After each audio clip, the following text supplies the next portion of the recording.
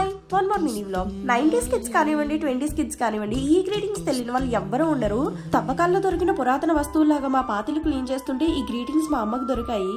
ఈ గ్రీటింగ్స్ నా school days వి. ఇందులో నా 6th class 7th class greetings కూడా ఉన్నాయి. నాకు పవన్ కళ్యాణ్ అంటే చాలా ఇష్టం. నా ఫ్రెండ్స్ అందరూ పవన్ కళ్యాణ్ గ్రీటింగ్స్ నాకు వేసేవాళ్ళు. ఈ గ్రీటింగ్స్ కి ఒక టికెట్ హిస్టరీ ఉంది. అంటే ఇవి 2014-15 వి.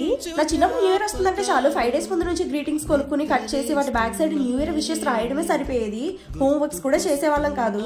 మేమైతే న్యూ ఇయర్ ఎప్పుడు వస్తుందా, 31st కి ఇంకా ఎన్ని డేస్ ఉన్నాయని డేస్ లెక్క పెట్టుకునే వాళ్ళము. అంతేకాకుండా న్యూ ఇయర్ సెలబ్రేషన్స్ మేము స్కూల్లో కూడా సెలబ్రేట్ చేసుకునే వాళ్ళము. దానికోసం రూమ్ మేమే క్లీన్ చేసుకుని క్లాస్ అంతా రంగురంగు జెండాలు మేమే అతికించుకునే వాళ్ళము.